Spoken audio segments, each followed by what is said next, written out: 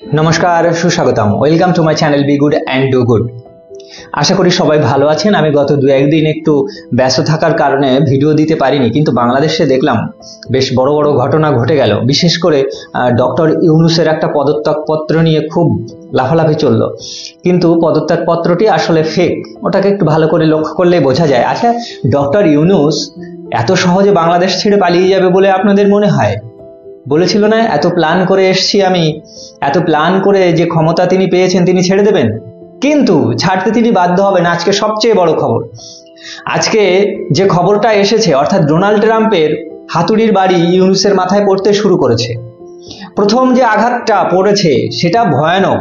বাংলাদেশে সব ধরনের অর্থায়ন বন্ধ করেছে। অর্থাৎ ইউএস প্রশাসন বাইডেন যখন ছিল তখন যেসব অর্থ সাহায্য বাংলাদেশ পেয়েছে সেই সব অর্থ সাহায্য পুরোপুরি বন্ধ হয়ে গেছে। এই নিয়েই তো এত সব লাফালাফি করছিল। এখন থেকে আর টাকা পাবে না।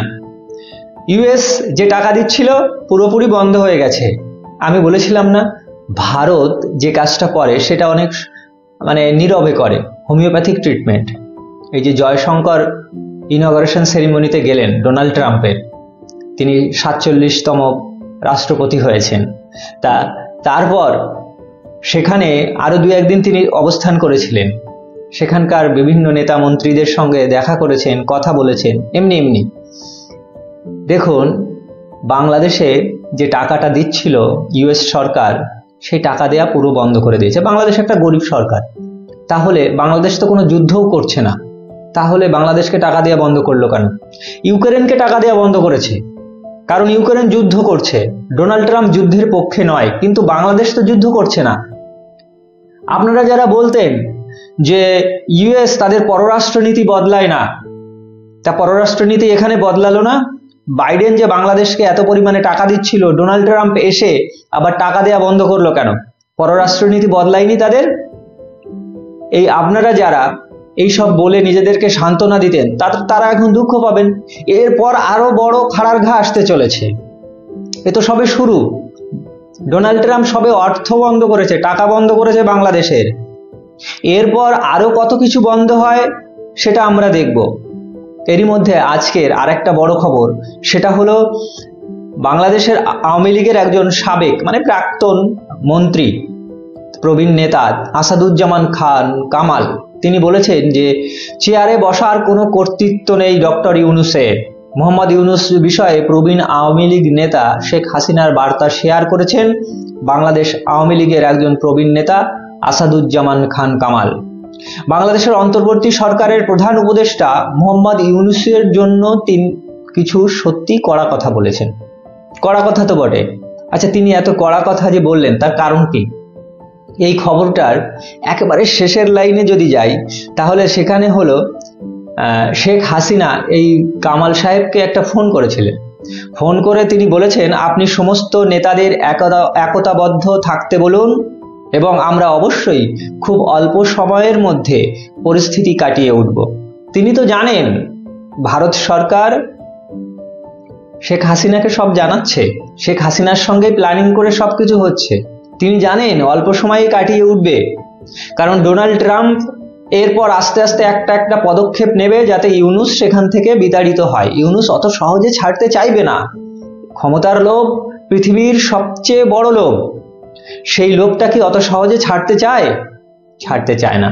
তা যাই হোক, এইখানে আরো কিছু কথা যেটা উঠেছে সেটা হলো, মাহফুজ আলম কয়েকদিন আগে এক সাক্ষাৎকারে বলেছেন যে বাংলাদেশে যখন নির্বাচন হবে তখন আওয়ামী লীগকে নাকি নির্বাচনে অংশ নিতে দেবে না, কারণ আওয়ামী লীগ বাংলাদেশপন্থী দেশ নয়।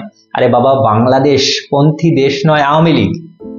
আচ্ছা, বাংলাদেশটা সৃষ্টি করেছে কে? যদি কোনো রাজনৈতিক দলের কথা আমরা বলি, তাহলে এই বাংলাদেশটাকে কে তৈরি করেছে? যদি বলতে হয় কে তৈরি করেছে, তাহলে তো আওয়ামী লীগেরই নাম আসে, শেখ মুজিবুর রহমান। তা সেই আওয়ামী লীগ বাংলাদেশপন্থী দল নয়। এখানে একটা কথা লিখেছে যে ন্যূনতম সংস্কার বাস্তবায়ন করা না হলে নাকি নির্বাচন হবে না। তা তোমাদের ন্যূনতম সংস্কার বাস্তবায়ন করতে যদি তোমাদের বছরের পর বছর লেগে যায়, তাহলে তোমাদের সংস্কার করার দরকার কি? আগে আওয়ামী লীগের যত দুর্নীতিগ্রস্ত নেতারা ছিল, মন্ত্রীরা ছিল, তারা একসময় বাংলাদেশের অনেক অর্থ লুটে পুটে খেয়েছে। একদম বাস্তব সত্যি। আর এখন অ্যাডভাইজার হয়ে যারা বসে আছে, সার্জিস হাসনাত, নাহিদ, মাহফুজ, আরো কতগুলো রয়েছে, ওই যে আসিফ নজরুল, একটা জোকার আর কি, আরো ডক্টর ইউনূস তো নিজেও, এরা যে পরিমাণে বাংলাদেশকে লুটে পুটে খাচ্ছে, তা আগামী দিনে এদের অর্থনীতি আরো দুর্বল হবে, স্বাভাবিক। এতদিন আমেরিকা থেকে টাকা পাচ্ছিল তাই এত লাফালাফি করছিল, এখন অর্থনীতি আরো দুর্বল হবে, একদম নিশ্চিত, বাধা ধরা। এইখানে এই যে খবরটা, সেই খবরে মানে আওয়ামী লীগকে ভোট করতে দেবে না, ভোটে অংশ নিতে দেবে না বলে মাহফুজ আলম যেসব কথাগুলো বলেছে, তারই প্রতিক্রিয়া জানাতে গিয়ে আসাদুজ্জামান খান কামাল এই কথাগুলো বলেছেন দ্য ইন্ডিয়ান এক্সপ্রেসের সাথে একটা সাক্ষাৎকারের সময়।